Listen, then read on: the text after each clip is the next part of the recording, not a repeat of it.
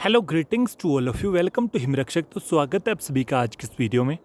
आज हम आपके लिए नई सीरीज़ स्टार्ट करने जा रहे हैं। इस सीरीज़ का नाम होगा 1000 MCQs of general science. General science में क्या क्या आता है, जो आपकी एवरीडे साइंस होती है, जैसे हो गए बायो के क्वेश्चन हो गए साइंस के, फिर आपके फिजिक्स के क्वेश्चन हो गए, केमिस्ट्री के क्वेश्चन होंगे। वही क्वेश्चन जो आपके एग्जामिनेशन में बार बार पूछे जाते हैं, वही क्वेश्चन आज की ये क्लास में आपको पढ़ाए जाएंगे।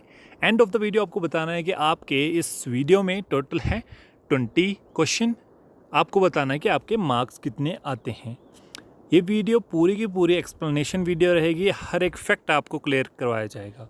चलिए, पहला क्वेश्चन आपके लिए स्क्रीन पर शो हो रहा है, तो आप पढ़ें और अपना जवाब देने की कोशिश किया करो।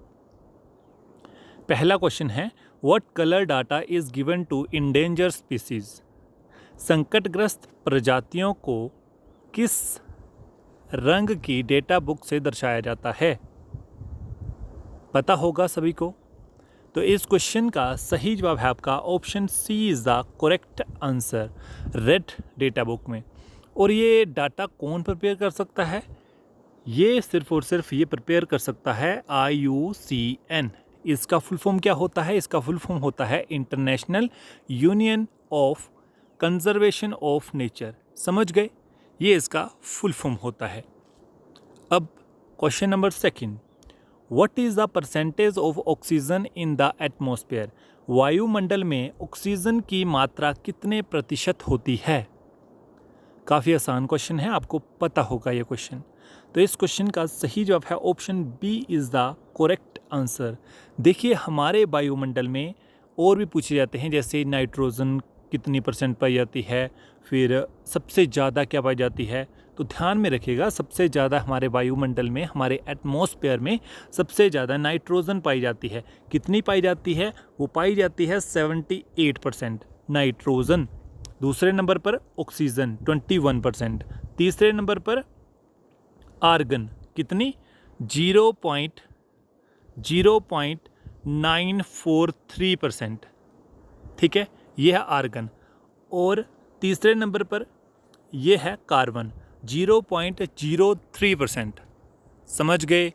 इतनी सी बात हुई क्लियर। चलो next question number 3, on what does the loudness of sound depend. ध्वनि की प्रबलता किस पर निर्भर करती है?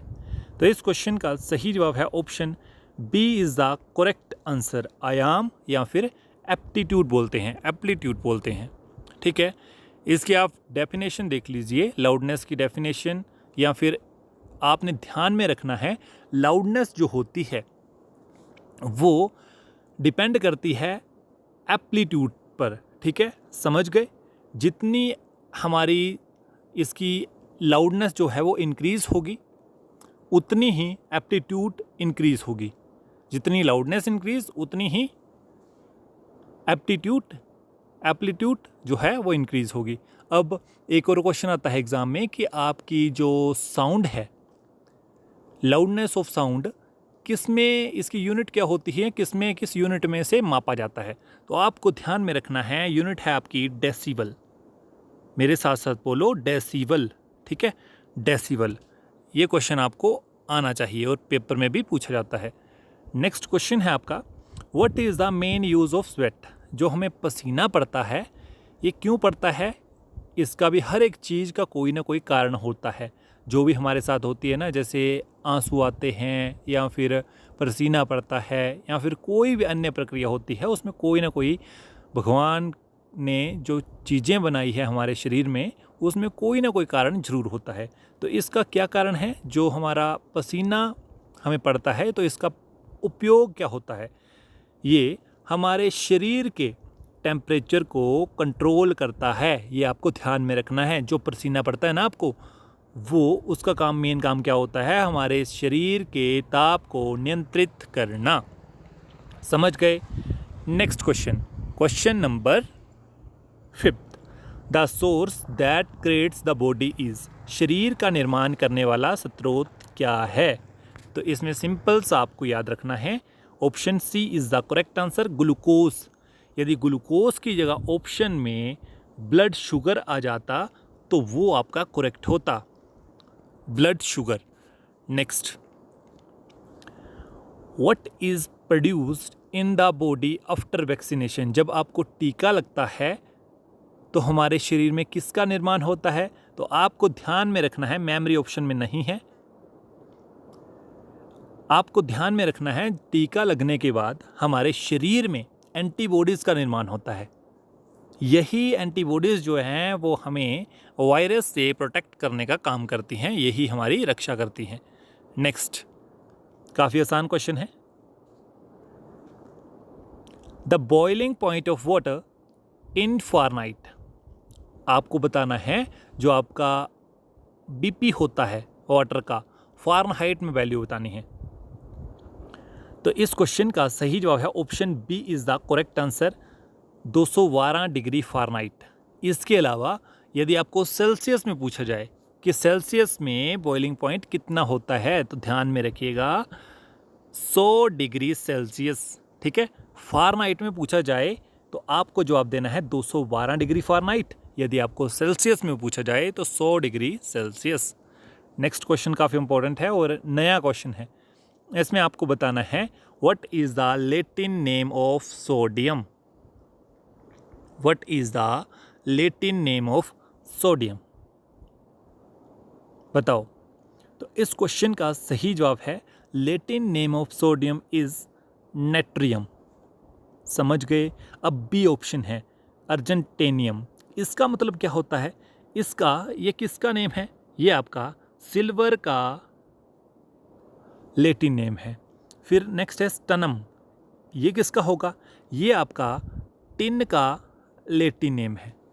फिर नेक्स्ट ऑप्शन है ऑरम, ये किसका है? ये आपका गोल्ड का लैटिन नेम है। समझ गए? आई बात समझ में? आपको पहले ही बता दिया गया था, ये आपकी एक्सप्लेनेशन वीडियो होगी, हर एक ऑप्शन को आपको पूरा विस्तार में बताया जाएगा कि ये किसका नेम है या ये किसका नेम है। Next, blood pressure is controlled by which gland?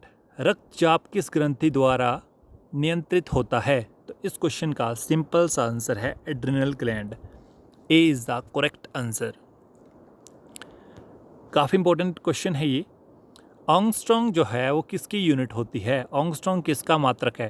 तो इस क्वेश्चन का सही जवाब है option C is the correct answer, wavelength. ठीक है। अब जो आपका ऑंगस्ट्रॉन्ग होता है ये कैसे लिखा जाता है, या इसकी जो सिंबल है वो कैसे होता है? ऐसे ए होता है और इसके ऊपर एक सर्कल होता है, यही ऑंगस्ट्रॉन्ग का सिंबल है। समझ गए? अब इसकी वैल्यू कितनी होती है? इसकी वैल्यू होती है 10⁻⁻10। Next question, water that does not form easily, आसानी से झाग नहीं देने वाला जल क्या कहलाता है? तो इस क्वेश्चन का सही जवाब है option C is the correct answer, hard water. Hard water जो है वो आसानी से झाग नहीं देता है। नेक्स्ट 14th क्वेश्चन, आँख के सामने पारदर्शी भाग होता है, there is a transparent part in front of eyes, उस पार्ट को क्या कहा जाता है? तो आपने ध्यान में रखना है, उस पार्ट को हम कहते हैं कॉर्निया। क्या कहते हैं? कॉर्निया। कॉर्निया के बारे में आपको और भी छोटी छोटी चीज़ें पता होना चाहिए, जैसे आपको पता चल गया ना transparent front part of the eye क्या कहलाता है? कॉर्निया। और जो कॉर्निया है ये कवर करता है पीपल को, आइरिस को और इंटीरियर चैम्बर को। नेक्स्ट, इसका मेन फंक्शन क्या होता है? रिफ्रैक्ट और बेंड द लाइट। नेक्स्ट, और ये रिस्पॉन्सिबल होता है focusing most of the light that enter the eyes, जो हमारी आँखों में घुसती है जो लाइट, उस पर फोकस करने का काम होता है कॉर्निया का। नेक्स्ट, ये मिलकर बना होता है प्रोटीन से और सेल से। और इसमें आपको ध्यान में रखना है हमारे शरीर का ऐसा कौन सा पार्ट है जिसमें खून नहीं होता है? तो कॉर्निया, इसमें ब्लड वेसल्स नहीं होते हैं। नेक्स्ट क्वेश्चन है, what is the biological clock in human called? मनुष्य में जैविक घड़ी कहलाती है, क्या कहलाती है? A is the correct answer, pineal. ये काफ़ी इंपॉर्टेंट क्वेश्चन है। When a nail is hit with a hammer, which energy is converted into what? जब हथौड़े से कील को पीटा जाता है, कौन सी एनर्जी, कौन सी ऊर्जा किस में बदलती है? बताओ शाबाश, काफ़ी इंपॉर्टेंट क्वेश्चन है। तो इस क्वेश्चन का सही जवाब है option number D. None of these तो है, बट आंसर क्या होगा यदि ऑप्शन में कभी भविष्य में हमें पूछ लिया जाए? तो आपको ध्यान में रखना है, जो किनेटिक एनर्जी है वो हीट एनर्जी में बदलती है और वो साउंड एनर्जी में भी बदलती है। हीट में कैसे? जब भी आप कील को हिट करोगे तो आपकी जो वहाँ पर कील जो है वो गर्म भी होती है, और जब आप कील को हिट करोगे तो वो टक टक के साउंड भी देती है, साउंड एनर्जी भी आती है वहाँ से। मीन्स किनेटिक एनर्जी जो है वो हीट एनर्जी में भी कन्वर्ट होती है और साउंड एनर्जी में भी कन्वर्ट होती है। समझ गए? Next, what is the polymer used in utensil coated with non sticky surface? न चिपकने वाली सतह से लिपित बर्तनों में उपयोग आने वाला बहुलक है, क्या है? Option A is the correct answer, Teflon. Next, with which instrument is transpiration measured? आपको बताना है कौन सा जो यंत्र है वाष्पोत्सर्जन को मापा जाता है, किस यंत्र से हमारे बाष्पोत्सर्जन को हम नापते हैं? तो इस क्वेश्चन का सही जवाब है option A is the correct answer, photometer. ठीक है, पोटोमीटर क्या करता है? पोटोमीटर क्या करता है? ट्रांसपीरेशन को नापने का काम करता है। इसी प्रकार से यदि ऑप्शन में अमीटर आ जाए तो ये इलेक्ट्रिक करंट को मापने का काम करता है। नेक्स्ट क्वेश्चन है, according to which rule is it necessary to push the back of the gun after firing? गोली चलने के बाद बंदूक के पीछे की ओर धक्का जो मारती है उसमें कौन सा नियम लगता है? तो इस क्वेश्चन का सही जवाब है, काफ़ी इंपॉर्टेंट क्वेश्चन है, इस क्वेश्चन का सही जवाब है option C is the correct answer, Newton का तीसरा नियम या फिर Newton law, third law of motion. देखिए, सभी को पता होगा इसकी definition, every action there is equal and opposite reaction. Next और last question of the video, why is zinc coated on iron? लोहे के ऊपर जिंक की परत चढ़ाने को क्या कहते हैं या फिर क्या कहा जाता है? तो इस क्वेश्चन का सही जवाब है option A is the correct answer. समझ गए?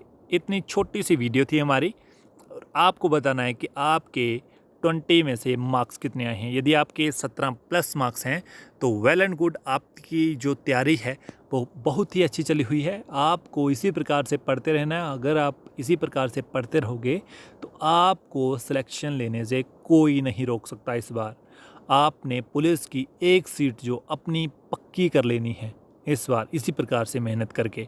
यदि इससे नीचे जैसे 14 नंबर है या 13 नंबर है या फिर 12 नंबर है तो आपको और मेहनत करनी है, आपने हिम्मत नहीं छोड़नी है। अभी तक यदि आप इस वीडियो को देख रहे हो ना, तो आपने, इसका मतलब है कि आपने तैयारी करना स्टार्ट कर दी है। तो आपने तैयारी करना स्टार्ट कर दी है तो वी पॉजिटिव, अभी फॉर्म नहीं आए हैं, आपने फॉर्म निकलने से पहले ही तैयारी करना स्टार्ट कर दी है, तो आपके चांसेस भी 80 to 90% है, और कंटिन्यू रहे तो ये चांसेस बढ़कर हो जाएंगे 101%।